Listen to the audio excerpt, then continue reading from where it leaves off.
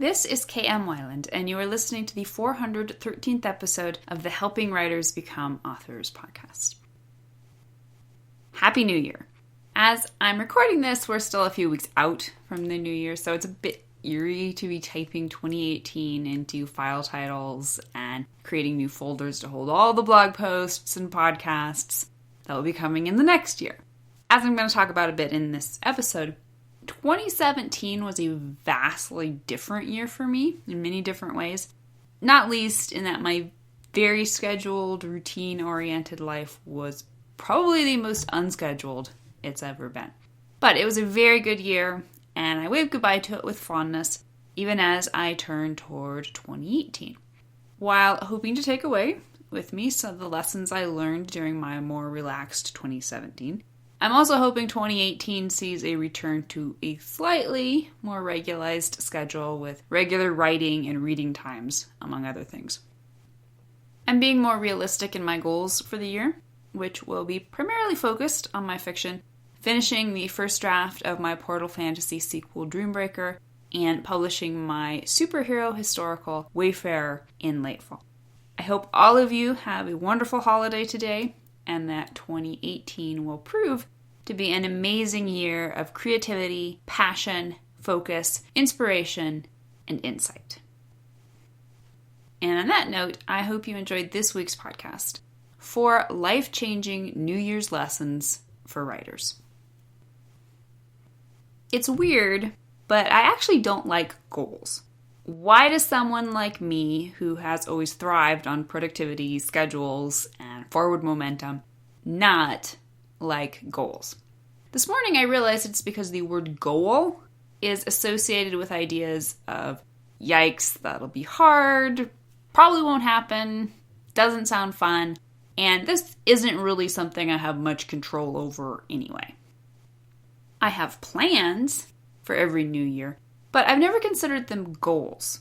Write 50 to 100 blog posts, record 50 plus podcasts, write a book, publish a book, work out 5 days a week. I don't look at any of these things as goals. They're more like future realities. Insofar as they are in my power and barring unforeseen events, they will happen. Goals, on the other hand, have always been things like be happy, don't gain any weight, stay healthy, be nicer.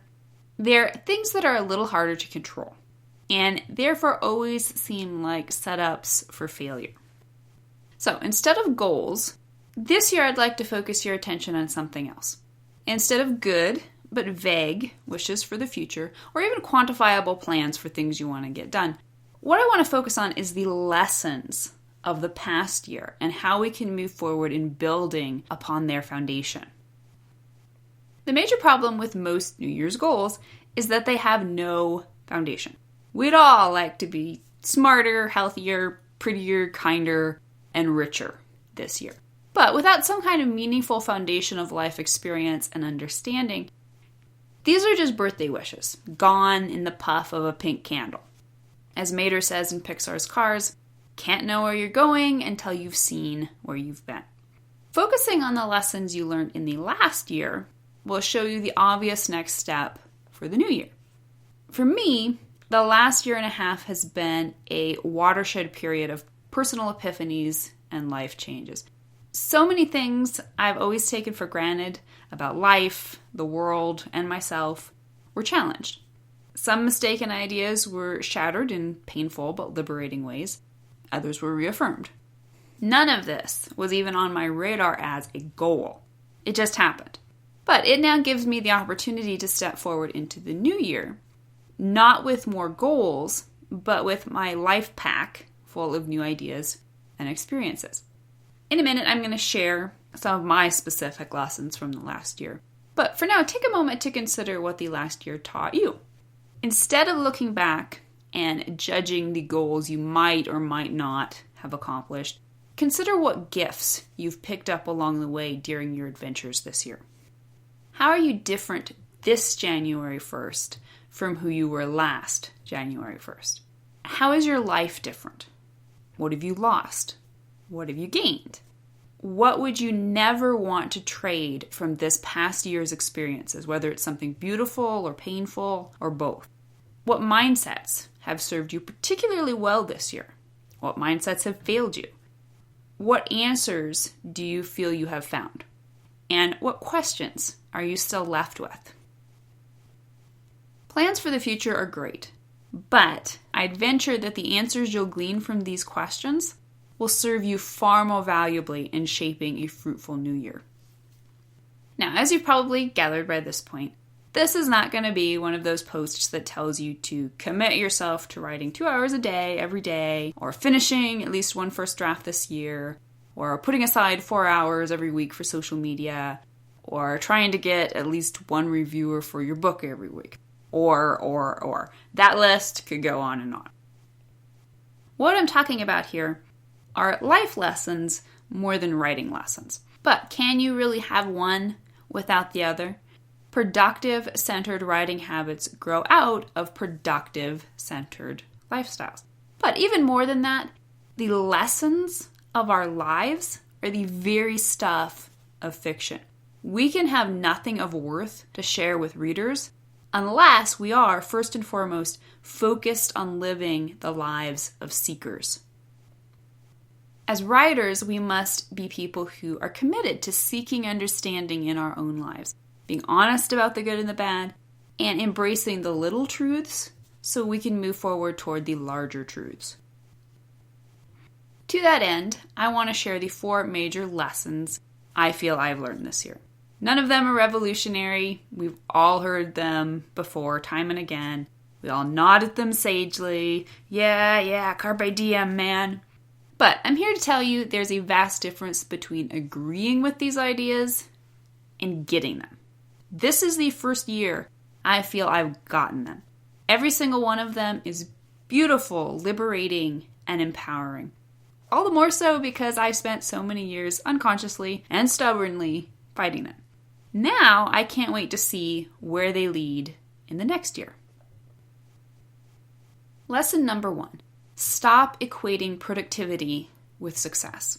A few Christmases ago, while watching Scrooge fling his window open upon a bright new Christmas morning, I found myself asking, but was his life still a failure since his revelation didn't come until the end? I think it's safe to say that anyone who has ever read or watched this classic tale of redemption would respond with an adamant no. Indeed, the whole point of Scrooge's story is that it's never too late. And yet, we are obsessed with the idea of earning success, in essence, buying salvation through works. I've talked before about how the revelation that equating productivity with success is an utterly wrong-headed, soul-sucking, ultimately self-defeating idea. For me, this idea was probably the most life-changing in a life-changing year. It has changed everything about how I look at my life, from work to art to relationships. Instead of chasing after ideas of success that were largely self-imposed and usually impossibly vague and ever-changing, I am now focusing on stepping back from the chronic diseases of overachievement, perfectionism, and workaholicism, and their inherent symptoms of fear, what if I'm not good enough, and guilt. I'm not good enough. Instead of focusing on goals and feeling like a failure when you don't achieve them, focus on staying centered in each day and each moment. Life is not made up of check marks on your to-do list. It's not even made up of landmark moments, such as book releases. It's made up of moments. Successful moments create successful lives. Lesson number 2. Say no. My journey to saying no was kind of backwards. I started out as a bossy, blunt, aggressive oldest child. I had to work at being nice.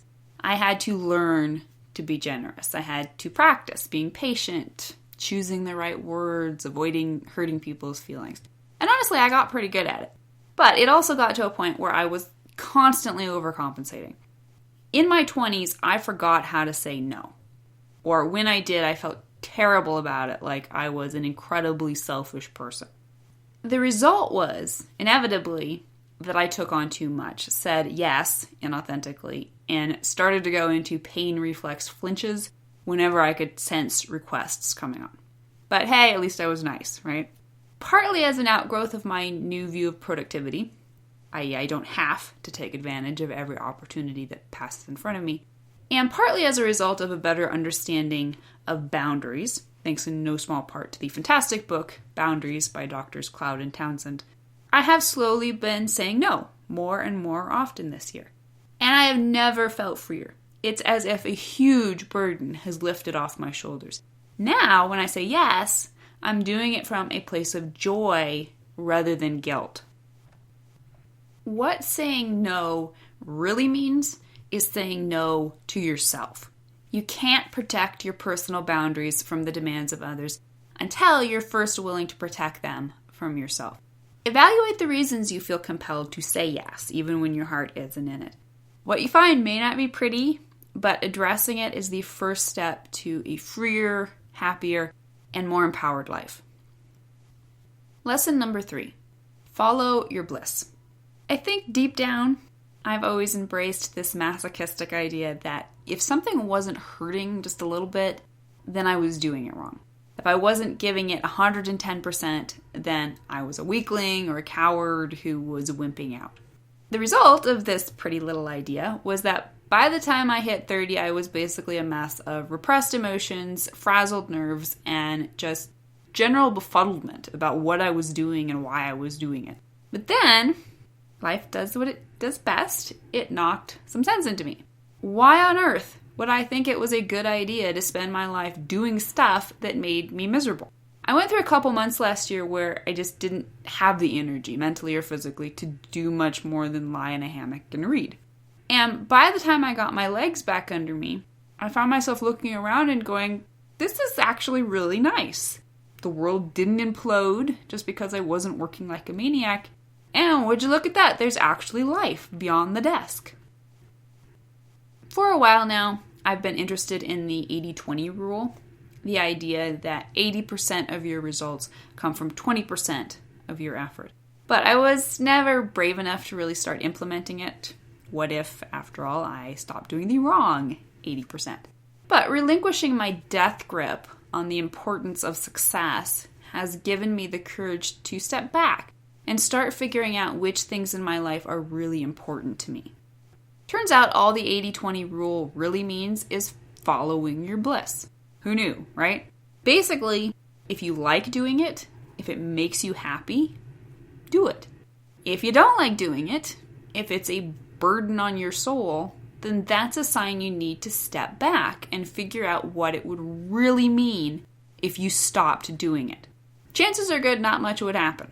If, however, there are sizable consequences, then it's time to stretch that writer's imagination of yours and start looking for alternative solutions.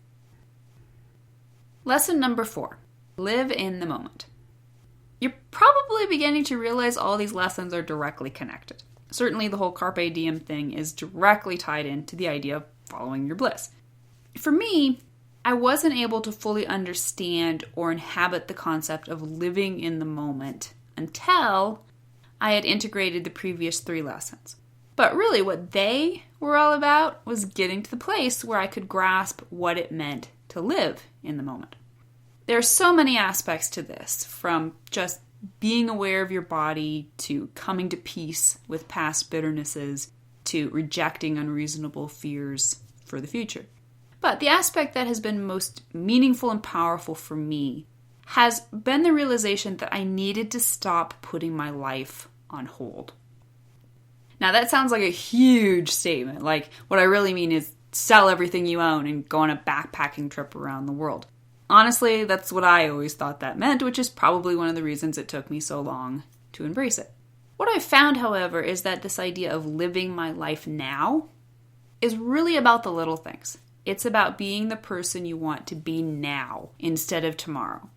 For me, this took on some external manifestations. I don't think it's any kind of coincidence that this was the year I remodeled half the house, donated truckload after truckload of stuff to Goodwill, and for literally the first time in my life, paid more than passing attention to the style of clothes I was wearing.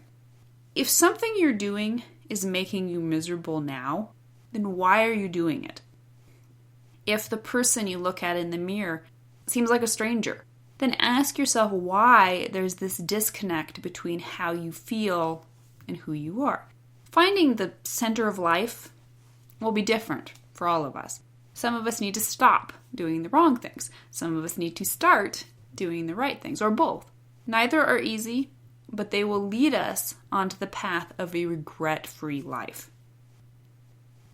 This year, I encourage you to step back from all the New Year's goals for writers. By all means, make plans. Create schedules and outlines that will create the future realities you desire. But instead of focusing on the intangible should-dos, focus instead on what the last year has taught you, as both a writer and a person, and how those lessons can become stepping stones to an even more lessons next year. Thank you for listening to the Wordplay Podcast. To read a transcript of this episode, you can visit my website at helpingwritersbecomeauthors.com. And be sure to check back again next week.